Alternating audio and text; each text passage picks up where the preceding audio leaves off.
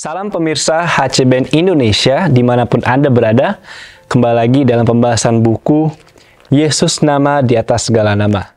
Pada saat ini saya senang bisa bertemu lagi dengan Anda semua untuk membahas buku ini, di mana buku ini menceritakan kisah-kisah Yesus dan juga cerita-cerita untuk menjadi orang yang lebih benar lagi setiap harinya. Judul kita pada hari ini adalah Pemberi Hidup.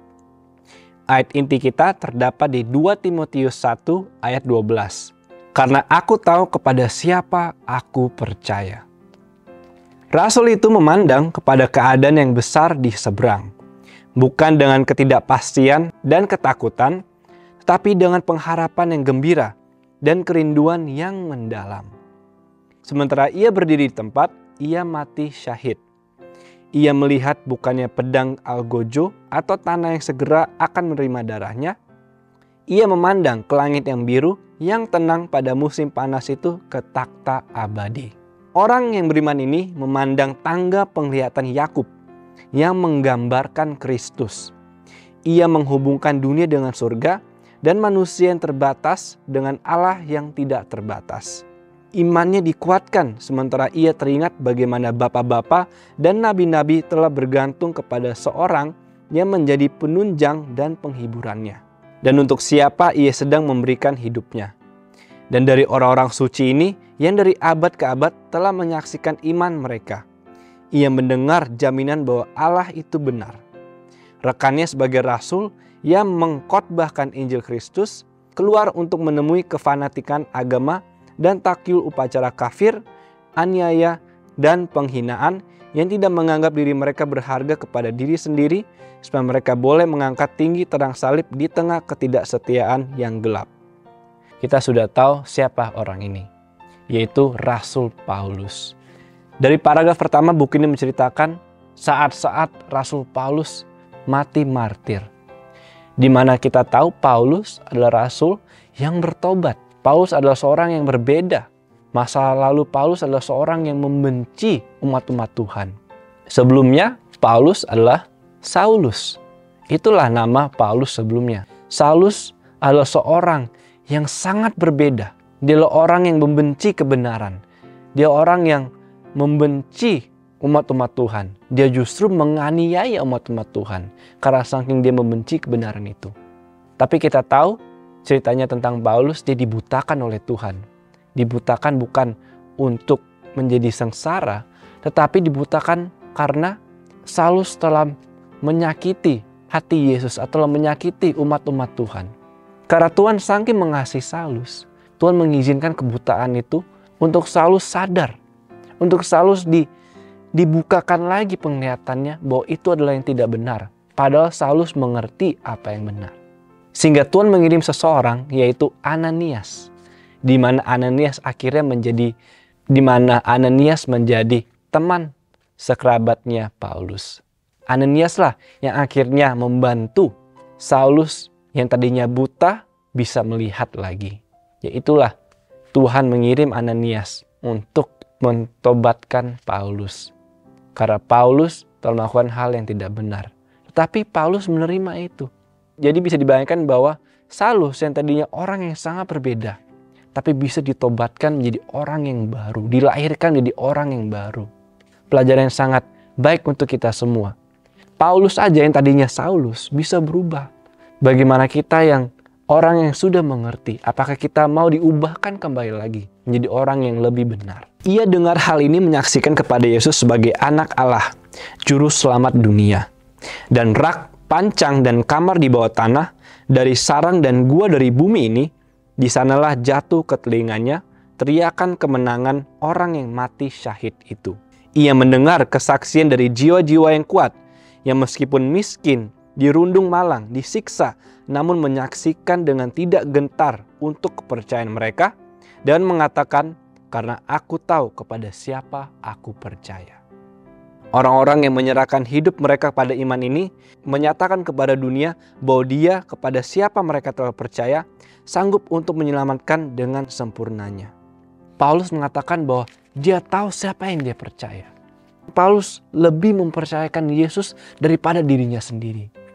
Paulus mati menjadi seorang martir. Dia rela Martir seorang martir, dan dia bergembira, dia senang bahwa dia tahu bahwa hidupnya sudah selesai. Sebab tugasnya sudah selesai. Dia sangat bergembira.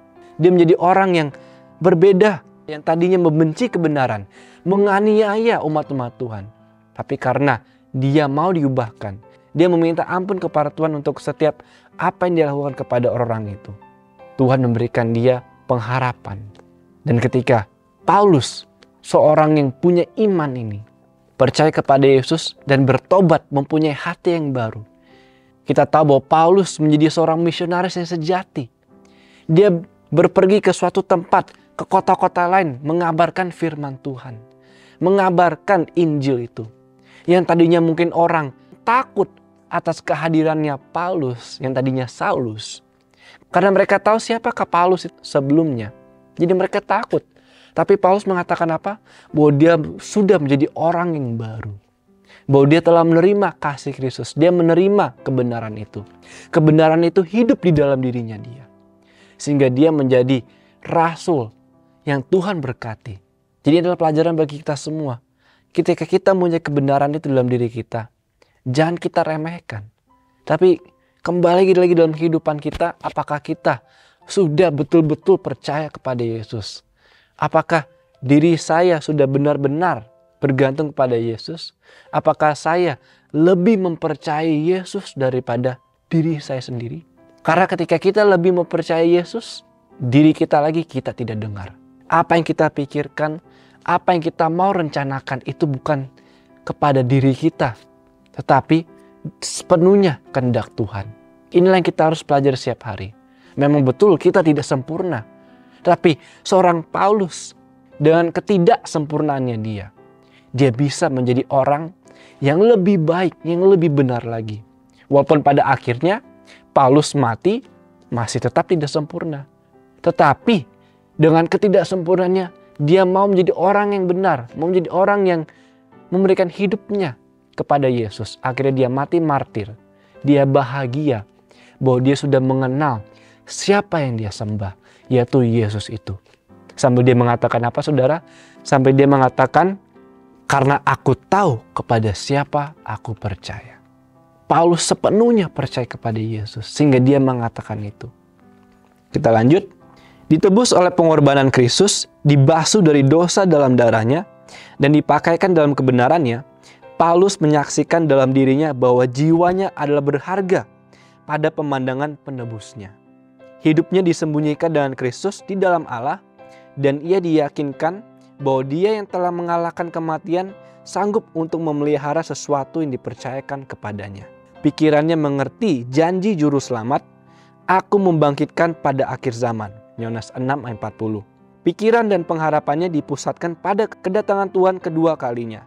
Sementara pedang algojo turun dan bayang-bayang kematian berkumpul keliling orang yang mati syahid itu, pikirannya yang terakhir timbul sebagaimananya yang mula-mula dalam kebangunan yang besar untuk bertemu dengan pemberi hidup yang akan menyambut dia kepada kesukaan orang-orang yang diberkati. Alfa dan Omega jilid 7 halaman 432 dan 433. Ini sangat menarik bahwa ketika saat-saat Paulus mau dibunuh, pedang itu mau membunuh Paulus. Justru Paulus bergembira. Dia sangat bergembira bahwa dia telah mengalahkan kematian. Yang dia pikirkan adalah bukan tentang bagaimana nanti saya mati, bagaimana nanti saya mati, nanti gimana Tuhan. Tidak. Yang dia pikirkan adalah dia tahu dia memegang janji Tuhan pada nanti Yesus datang kedua kali, dia akan dibangkitkan kembali lagi. Dan dia tahu bahwa dia akan menang. Dia telah menang mengalahkan kematian itu. Sebab tugasnya sudah selesai bagi Paulus. Kita bisa melihat saudara-saudara betapa besarnya iman Paulus. Apakah kita bisa mempunyai iman seperti itu? Bisa.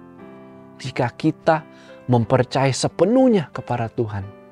Jika rencana kita, hidup kita, masa depan kita, pikiran kita hanya kepada Kristus saja. Ya inilah pelajaran kita. Kita diingatkan kembali lagi. Walaupun kita masih jatuh. Paulus juga mempunyai kelemahan. Paulus juga pasti sempat jatuh. Tetapi ketika ia dilahirkan kembali, dia melihat kebenaran. Sehingga itu dia melakukan apa yang benar. Paulus mengalami buta sehingga ia tidak bisa melihat. Tuhan mungkin tidak mau membutakan kita. Tetapi Tuhan mungkin mengizinkan kita situasi-situasi atau mungkin krisis-krisis yang di mana krisis-krisis itu membuat kita lebih bergantung kepada Tuhan. Ya mungkin kita tidak perlu dibutakan seperti Paulus. Tetapi kita dilatih melalui pencobaan, melalui situasi atau lingkungan kita. Apakah kita bisa menjadi orang yang benar, menjadi contoh kepada orang-orang lain, menjadi terang, sama seperti Paulus. Dikatakan di sini, renungkan lebih dalam. Apakah saya mengenal Dia yang selama ini saya percayai, Dia yang merupakan satu-satunya harapan saya? Apakah kita percaya kepada Yesus? Apakah kita sepenuhnya percaya bahwa Yesus saja yang memberikan harapan kepada kita? Yesus mau menyelamatkan kita, saudara-saudara. Tetapi untuk diselamatkan, kita harus juga mencoba untuk memperbaiki diri kita setiap hari. Memang perubahan itu tidak mudah. Tetapi melalui perubahan itu, Tuhan bisa melihat bahwa kita serius, mau diubah, mau diselamatkan. Memang tentu keselamatan itu sudah diberikan kepada semua orang, semua makhluk hidup. Tapi Tuhan menuntut kita untuk menjadi orang yang lebih baik, menjadi orang yang lebih benar. Terus teguh dalam kebenaran. Apa yang salah kita katakan salah, apa yang benar kita pertahankan yang benar. Itulah menjadi orang Kristen yang sejati. Sama seperti Paulus.